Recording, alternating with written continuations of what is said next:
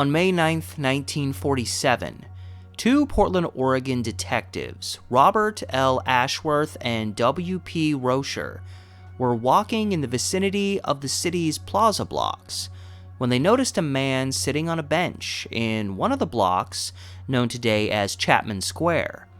They approached the man, whose name was Weston Oakes, and told him what he was doing was not okay. In response to their presence, Oakes lashed out like a feral animal, digging his teeth into Rocher's leg and putting both men in the hospital. And what had Oakes done so wrong that he hospitalized two police detectives? He was in Chapman Square, and only women, children, and their escorts were allowed there. For decades, this park block was restricted. No men allowed. If men wanted to gather, their block was right across Madison Street in another park block known as Lownsdale Square. It's a fascinating historical gem and a history we're going to dive into. Why did it happen? What consequences were faced? How effective was it? And why did it eventually end?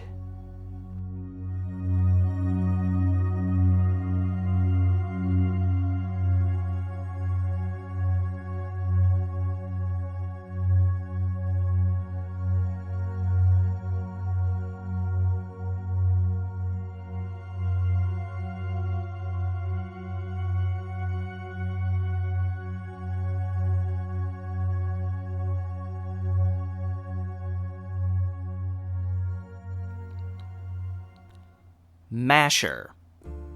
A general dictionary definition might say, a man who makes advances on women, often those he doesn't know, and often in public, with the objective of achieving physical intimacy.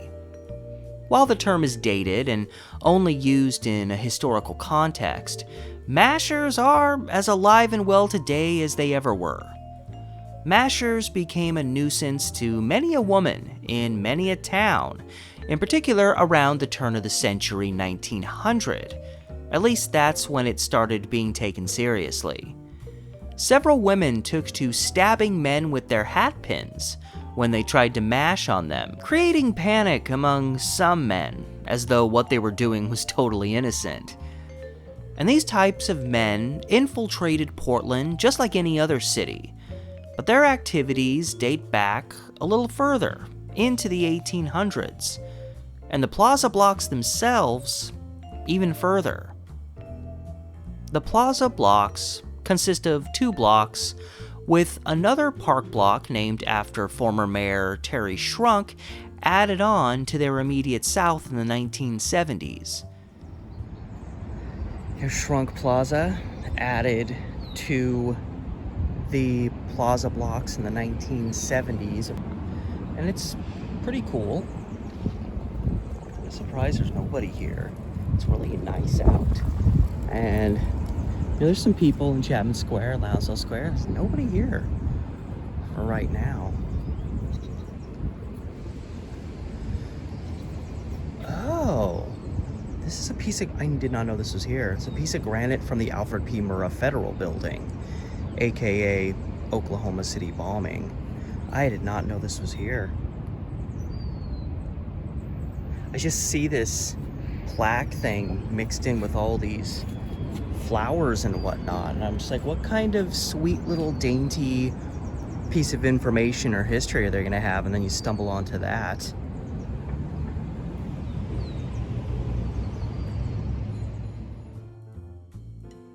There is Lownsdale Square, surrounded by 3rd and 4th Avenues and Salmon and Main Streets. One block south is Chapman Square, surrounded by 3rd and 4th Avenues and Main and Madison Streets. While some of the history I will discuss predates when these squares were officially named, I will refer to them as such for simplicity's sake. The blocks, in this case, were claimed by William W. Chapman shortly after his arrival in Portland in 1850. Both he and Daniel Lownsdale have been credited with providing the land that became the South Park Blocks, just a couple blocks west of these Plaza Blocks. These are, obviously, the two men that the original Plaza Blocks were named after, with Chapman and his wife, Margaret, selling the two blocks to the city for $6,500 in 1870, with the plan of having them used as park space.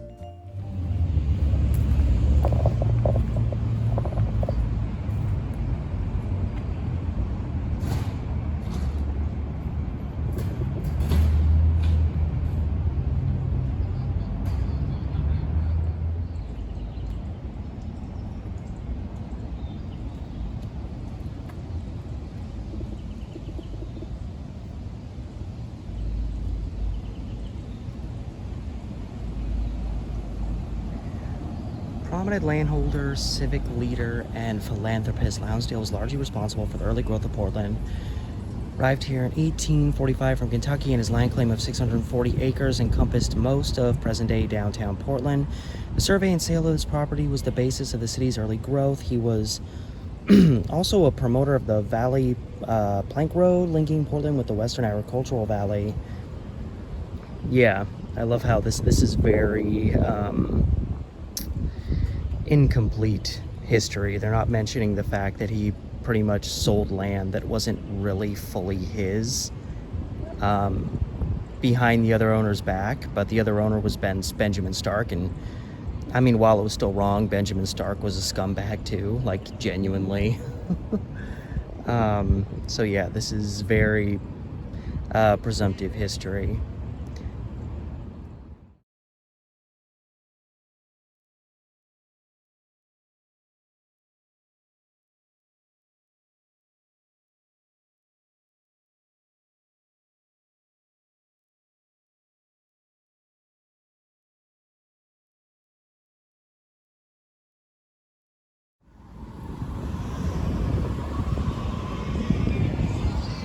Never walked up to this before, but yeah.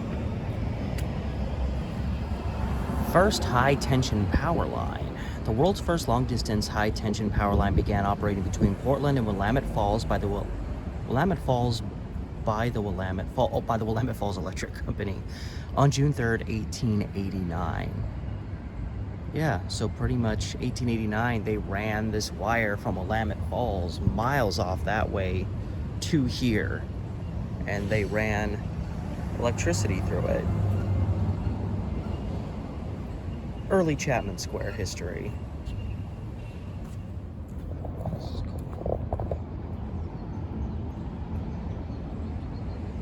There's lots of little cool things here. Since we have I'm assuming out of commission,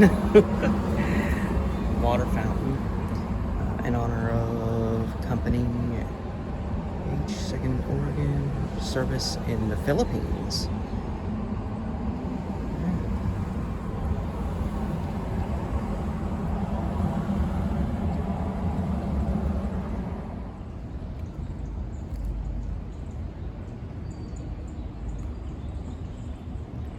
Most standout item in Lownsdale Square, right in the middle. Erected by the citizens of Oregon to the dead of the 2nd Oregon United States Voluntary Infantry.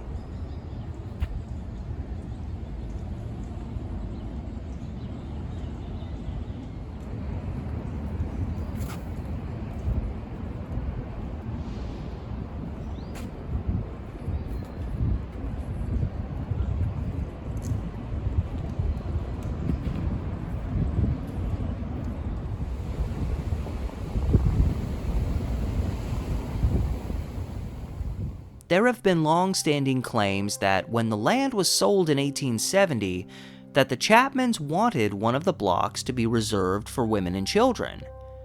Even Portland.gov states that Chapman Square was originally designed for the exclusive use of women and children. This is followed by the statement that Lownsdale Square was to be the gentleman's gathering place. There is no known evidence, however, that these blocks were originally founded with this intent, or even that such was the intent once the blocks started being referred to by the names Lownsdale and Chapman, something that dates back into the early 1890s. And even as efforts were made in later years to make Chapman Square a space for women and children, there was never a mention of this claim. So if it's true, we just can't say for certain. Like the park blocks, the Plaza Blocks in those early years were more like a space set to become a park, with the grass seldom maintained, muddy conditions, and just generally a place for people to cut through and kids to get dirty in. The late 1870s saw the first serious work being done on these blocks, with the city allocating money for trees and the use of city prisoners to do work in the park as well. This work, off and on, continued on into 1885, when lots of work was done, including removal of an old fence, despite some resistance from locals who believed country people would roll their wagons right through there. In June of 1885, an additional $500, or more than $16,000 in 2025 money, was put towards improvements in the park.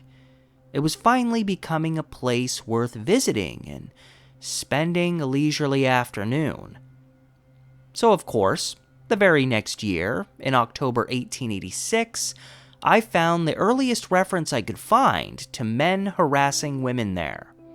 In a small blip, it was mentioned that a couple of opium fiends were harassing some young women in the vicinity of the blocks. But hey, that was just some opium fiends. An isolated incident, I'm sure. Nothing to worry about in the future. In what started as a park space on the move, by the end of the 1880s, there were multiple reports of men sleeping all over the place. One article blamed overcrowding at hotels for the issue. One officer, Chris Amig, got fed up and took it upon himself to clear the blocks out, smacking sleeping men with his cane if they didn't cooperate, and willing to stick to it if it took him all summer. But he was just one man, and the Plaza Blocks, being overwhelmed with loafers, continued to be a problem, clearly making it a place few women longed to visit. But this was supposed to be a park, welcoming to everyone. Come 1894, it was reported some 200 men were loafing and sleeping just in Lownsdale Square. Granted, many people at this time were displaced by a massive flood that had hit the city. But even with the waters receding in the summer, these men remained, and the police were left having to deal with a reoccurring problem. While applauded when they did clear out the parks, it was a guarantee a short time later that these individuals, or others like them, would return.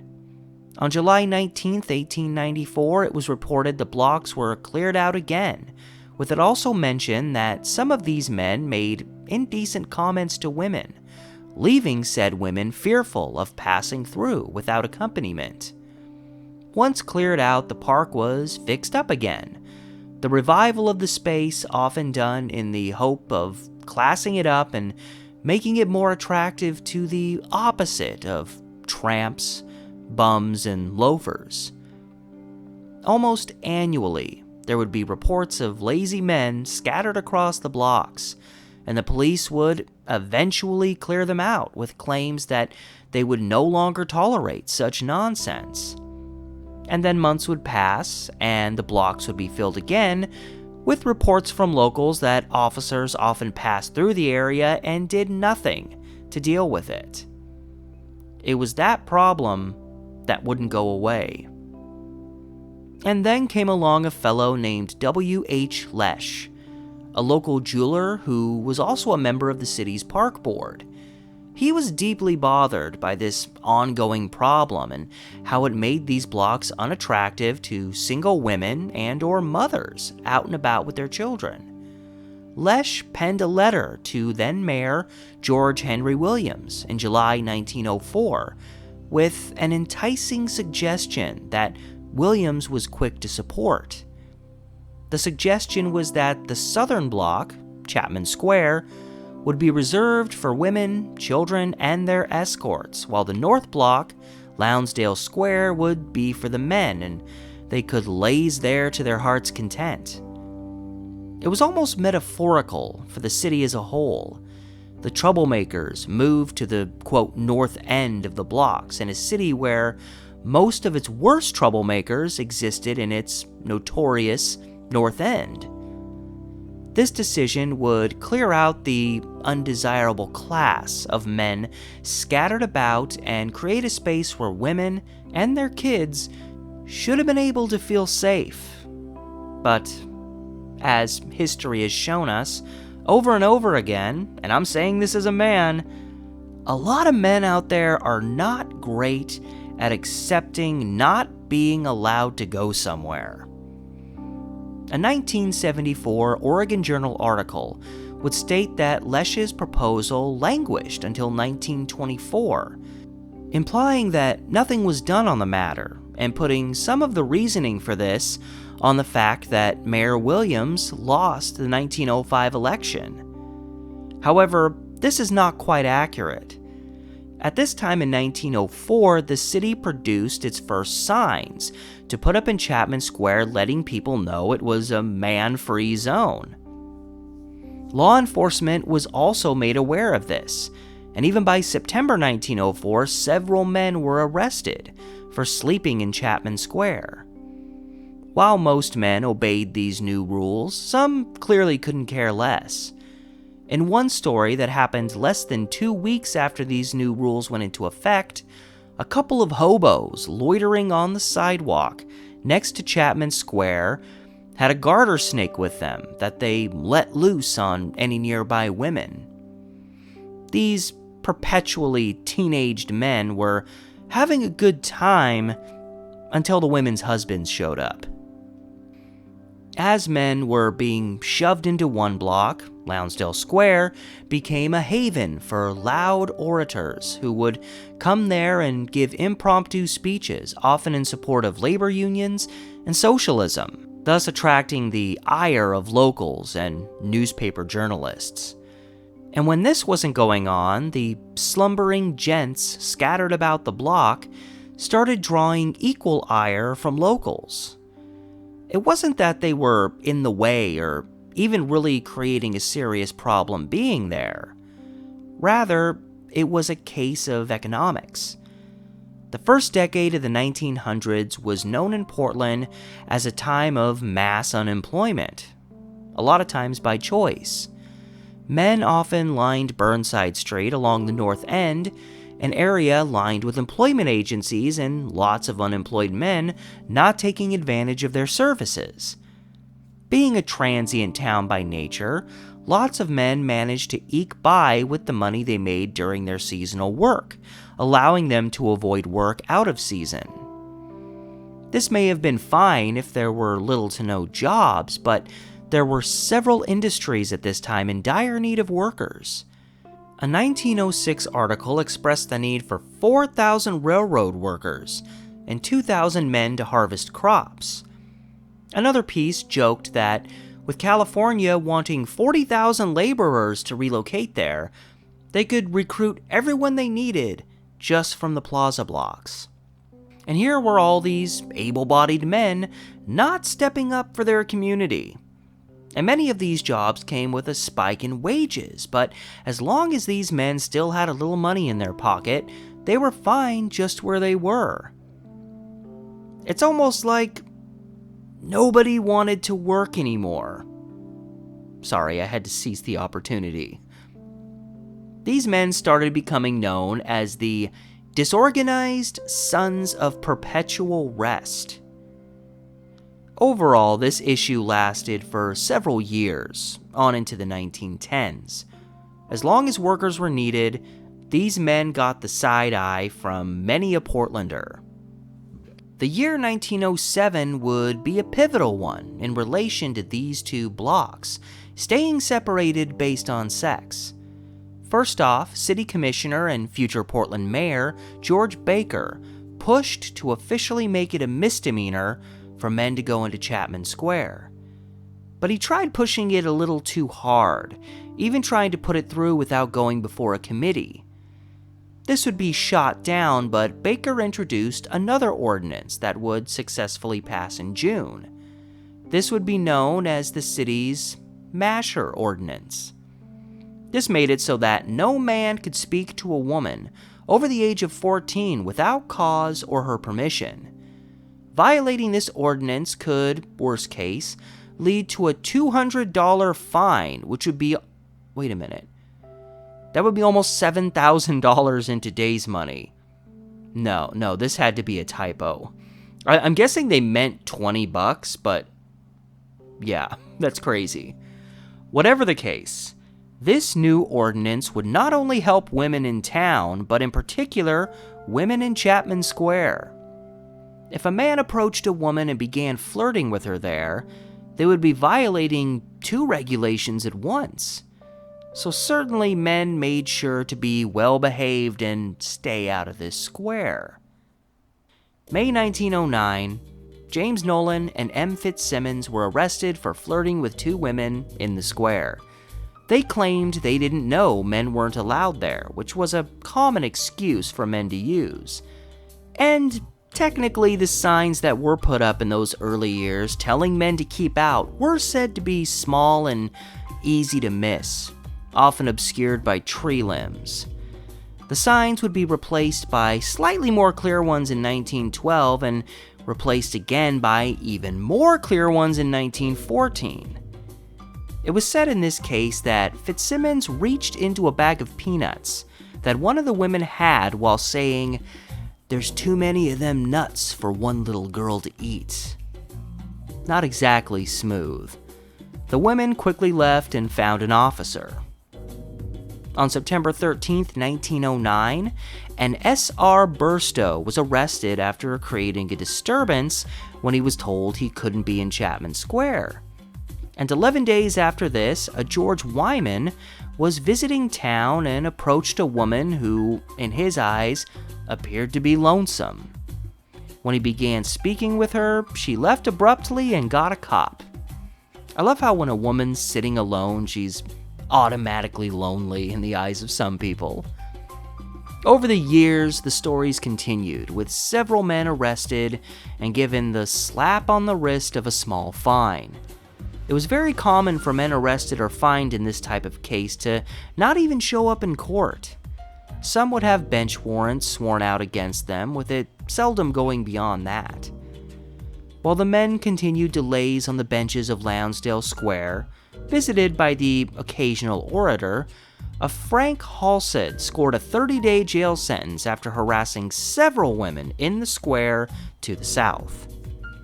Even the married man was not safe from the dangers of this place. In October 1913, a Charles Durchek, just married, ended up with a 5-day jail sentence for mashing on two women in the square. And in August 1915, a Walter Williams decided to take the risky route when he sat down next to a woman in the square, and when an officer came along and asked if he was an escort, he said he was with that woman next to him. The woman was quick to say that she didn't know him. He got a $20 fine for his efforts. What he hoped to accomplish here, I have no idea. Things started to change a little as we moved on into the 1920s. First off, I referenced an article that was done in 1974 that suggested after Lesch's 1904 suggestion that they make Chapman Square only for women and children and their escorts, it says that it languished until 1924, which technically is not accurate because obviously rules were set in place. Men were arrested for violating that starting in 1904. So I wanted to look into that matter personally and see about this 1924 ordinance that passed, because I was thinking, well, if this rule was already set in stone, why would they need an ordinance in 1924? And as I looked back at information from 1904 when this was first suggested and started being enforced by the city and by the police, I noticed in all the information I read, there was never any reference that a actual law was being created. It seemed more like it was just kind of this, we all agree on this, so we're gonna do it. So I don't know if there was ever any actual, like, you know, document put out that said, like, this is a new law set in stone, or whether this was just something that the city just decided they were going to enforce. I found no evidence. So to say that it languished till 1924 is not completely inaccurate necessarily, but it's also not completely accurate because it implies nothing was being done till 1924. And of course, had an ordinance been established in 1904, the question would then be, why would they need to create one in 1924? And if the 1924 one was to, like, reaffirm or alter, adapt the previous one, it would say so in the ordinance. And if you look at the ordinance from 1924, there's nothing in it about any previous ordinances, or that this is like an amendment to what was previously there. And what it says in the 1924 ordinance is, like, it's pretty much word for word describes what was already taking place. My personal guess is that come 1924, everyone is still completely in support of this rule, whatever you want to call it, of keeping men out of Chapman Square, unless of course they're escorting a woman.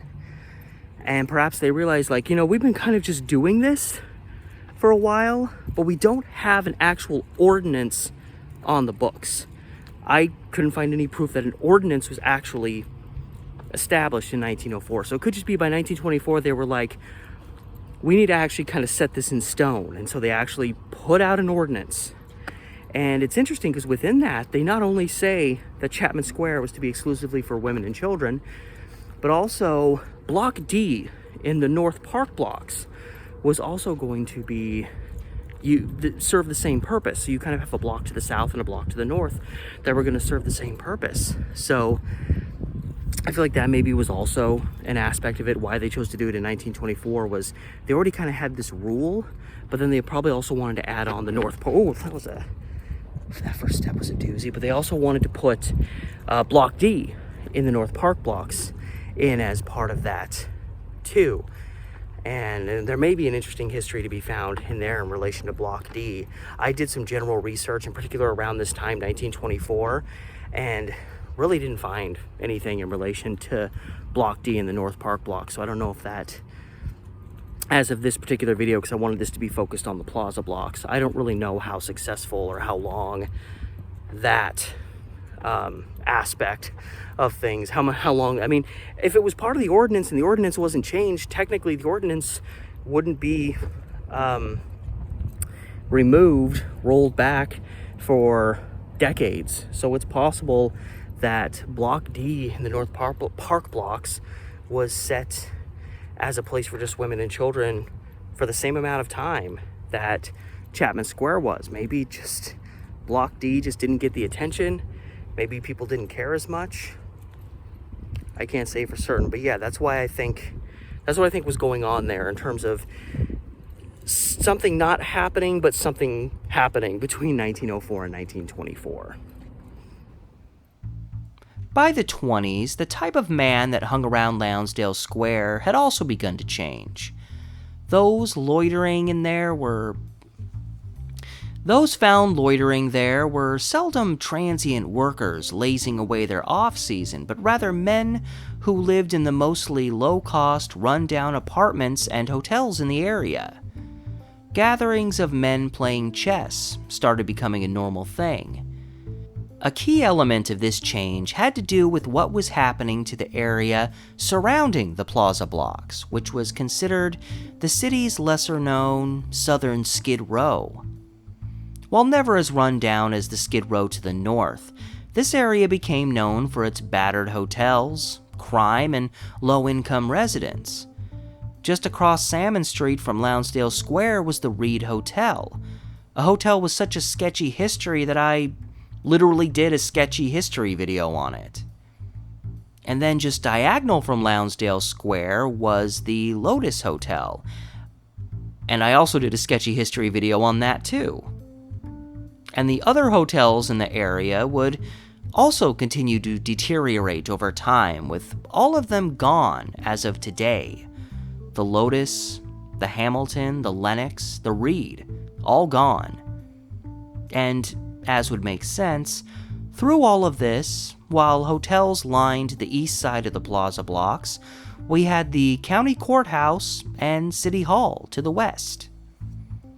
Oh, and since some things just don't change, despite even establishing a new ordinance, a story in July 1928 reported several complaints, leading police to storm Chapman Square as it had been overrun by about 100 men. And this was, oddly enough, the start of several instances of large gatherings of men apprehended in that square. Perhaps they felt that strength in numbers would somehow work to their benefit, but it always ended with them being run off or arrested. In 1933, another large group of men was run off, with 29 of them being caught and charged. Things were starting to get out of hand. And like Mayor Williams back in 1904, another mayor coming to the end of his run, Joseph Carson, became so invested in the problem that he penned a letter to the chief of police at the time, Harry Niles. Within it, he wrote that the park was, quote, infested with mashers and other types, some of which are disreputable. The council set this park aside for the benefit of our women folk, and I intend to see to it that their rights are preserved in every way. He wanted action. Everyone did. By all accounts, most Portlanders, aside from a few uninformed men and a few troublemakers, supported Chapman Square being strictly for women and children. Mayor Carson's actions were long overdue, but were still commended by many people. In a published piece in a paper by a woman named Etta M. Routledge, she wrote, "Time was when a tired woman shopper or a mother with children could stop in this block without losing her sense of pride and decency.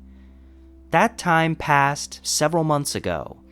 It is high time that our city fathers awoke to the fact that this park needs a good officer to keep the place clear of the disreputable male element that has been infesting it." She was calling for an officer to be constantly stationed there, like a security guard. It made sense, as so often before, issues involving men in the square often escalated to an unacceptable level before police would act. But an officer's constant presence there would at least make some adventurous males reconsider taking a foolish risk. Come 1941, Mayor Carson was out, replaced by Earl Riley, a mayor best remembered for his lukewarm response to crime throughout the city. And lukewarm may be giving him too much credit. And so, men continued to infiltrate Chapman Square, with complaints from women flooding police headquarters. In one case, 50 men were arrested in the square, all fined $5. Despite these lingering and repetitive problems, there was a change in the air. With the arrival of the 1950s, things became surprisingly calm around the Plaza Blocks, at least as far as anyone could tell. Reports of men where they shouldn't have been dropped considerably, and it's unclear if they were just happening less, weren't an eye-catching story for newspapers anymore, or if people just didn't care as much. But regardless whether public sentiment on this matter was wavering or not, one thing that was firmly in place and a solid representation of the separation of the sexes still around today are the restrooms that stand there. The restroom in Lownsdale Square, which I've done a standalone sketchy history video on, was built as a men's room specifically, and another matching restroom in Chapman Square was built for the women. In recent years, both of these restrooms have been converted to gender-neutral restrooms. While I could not nail down an exact construction date for the restroom at Lownsdale Square, a 1930s newspaper article referenced its existence prior to the 1905 Lewis and Clark Exposition. The restroom in Chapman Square was constructed in 1907, at a high cost for the time. By the late 30s, the restrooms in the Plaza Blocks were described as ancient steel sheet structures, leading to them being replaced in 1938 by brick structures. These are the restrooms we see today. Granted, the men's room had to be partially rebuilt after it was bombed in 1980. The Lownsdale men's room was historically known as a rendezvous place for men looking to meet up for romantic encounters, in secret from the beginning of its existence. It is said that the same thing happened in the women's room the next block over, although not as often and nor was it as well documented. In particular, the men's room was the target for raids by police over the decades. While the loafers made headlines consistently, this angle of Lownsdale Square did not get the same level of attention, at least until 1912. When a Vice Click scandal broke out late in that year, it created a witch hunt against gay men, and this included a well-respected local attorney named Edward McAllister, who would be indicted for his, quote, immoral behavior. Claims were made that he was known as Mother McAllister, and that he cruised Lownsdale Square looking for men. He would end up sentenced for this and disbarred, but in 2000 the Multnomah Bar Association voted unanimously to reinstate him, considering the fact that being gay was the reason he was disbarred. As places like gay clubs became more frequent, and with the slowly changing social attitudes, fewer and fewer men had the need for places like this to go meet up with one another. Another reason things started to change in the 50s also tied into how more people were viewing the restrictions on these blocks. While in the past, one was simply the men's park and the other the women's park, the term segregation started more frequently being used to describe the situation. While the rules were more stringent in the women's park, that was the one more often described as segregated. The question started being asked, well, if it's not okay to segregate based on race, why should sex be any different? While there are distinct differences between the two, the case was being made that it was ridiculous to have a whole park block in the middle of the city and half the people in town weren't allowed to go there. When Paul G. Allen was arrested in September 1962 for sitting on a bench in Chapman Square, he was simply quoted to say, "Is it illegal for a man to sit down in a Portland park?" A September 1963 article stated that, as long as Chapman Square is restricted to women only, there'll always be segregation in the land. We were a few generations beyond 1904 at this point. Different people, a different city. But you can also see classic elements of victimizing men here. It's historically significant with sex workers. The workers are criminals and immoral scum, while the men who pursue their services are the innocent victims of seduction, tale old as time. At this point, people were noting, perhaps fairly so, that it wasn't fair that only women got this one thing. But few were asking the question of why the city felt the need to do this in the first place. Men constantly harassing women. Again, tale as old as time. It was the actions of men that drew the attention of the city's government. Maybe if more men, when seeing a woman by herself, had left them alone, this aspect of history would be different. But they didn't, and unfortunately a lot don't today. When I posted a short video a few years ago from Chapman Square, just mentioning how I'd recently learned it was a women's-only park at one time, the women who commented to me about this place all said about the same thing. They wished they had a place like this in the city today. And who could blame them? And while having a place out in the open in the middle of the city may qualify as an issue of equality, I genuinely wish such a place existed today. That said, with the passage of time, it made less sense for such a place to be a park in the middle of the city. Another key change that, by the time the 60s rolled around, had been building up for decades was the simple fact that there weren't a lot of people living in downtown anymore. When the land was first sold in 1870, East Portland and Albina across the river hadn't even been established yet. But as those places grew, annexed into Portland in 1891, and as they continued to develop more and more, people left for the serene quiet of the East Side to replace their former residential city life. Streetcar lines and later the automobile made it easier for people to live on the East Side while working on the West Side. Back in the late 1800s and into the early 1900s, there were still a lot of people living in the city. Thus, stories of hundreds of people crammed into one of these squares actually make sense. But with time, the Plaza Blocks became less and less of a space local residents visited, aside from those living in the mostly run-down hotels in the area. With most people living outside of downtown, mothers took their children to parks in their neighborhood, not the Plaza Blocks way across the river. These blocks became a place where the few remaining residents might gather along with passers-by and workers on their breaks. With the Plaza Blocks having fewer and fewer visitors over the years, it made even less sense to enforce the rules of men on this side and women on the other.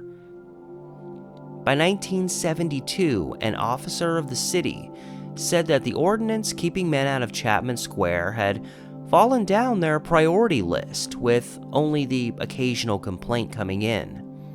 The ACLU would eventually get involved after they received complaints from a few locals who wanted to challenge this ordinance. And in December 1974, while what was called the Lownsdale and Burnside sections were up for consideration for urban renewal projects, a Human Resources Bureau report was put out making several recommendations for the area, one of which was the removal of the women and children only designation of Chapman Square. And again, while Lownsdale Square was technically designated for the men, women were not strictly forbidden to go there. You never saw reports of women being arrested for going into Lownsdale Square. So while once upon a time, decades earlier, the general notion of one block for men and one block for women, and the kids of course, made sense in terms of equal space for each sex, only Chapman Square ever got a definitive ordinance to back it. And by the 70s, nobody cared who was walking through Lownsdale Square. So it did become an issue of equality in its most basic form. The funny thing then is, with attitudes changed and nobody really taking this old ordinance seriously anymore, it was not repealed until 1990. But even by the late 70s, Chapman Square started being used as a concert space where, in old pictures, we can see lots of men gathered there, including some of the performers. And in 1980, it was used as a gathering place where both men and women attended to mourn the death of John Lennon. The ordinance was there, just nobody cared. I get the feeling it became one of those laws that everyone forgets about, and with time and so many other things to deal with, people forget, for a while, that it even existed in the first place. And it stayed that way until someone remembered. And for many a male Portlander today, especially younger ones or those that have moved to the city in more recent years, they might be surprised walking through Chapman Square only to learn that once upon a time they would have been forbidden to sit on those benches or lay upon that grass. It's another element of history that might seem outlandish to some today, but we have to see it through both the lens of today and the lens of the past. Whether an action is right or wrong, it's important to understand why that action happened in the first place. In another time and another Portland, this was a practical solution that most citizens, men included, got behind. You can see what things were like and comprehend and perhaps support their decisions, even if you can't for a modern-day setting. History is a never-ending story of time, where there's never too much to learn and an endless number of ways to view it. In analyzing it, you must go beyond the black and white, because oftentimes you find the most fascinating things amidst those million shades of gray.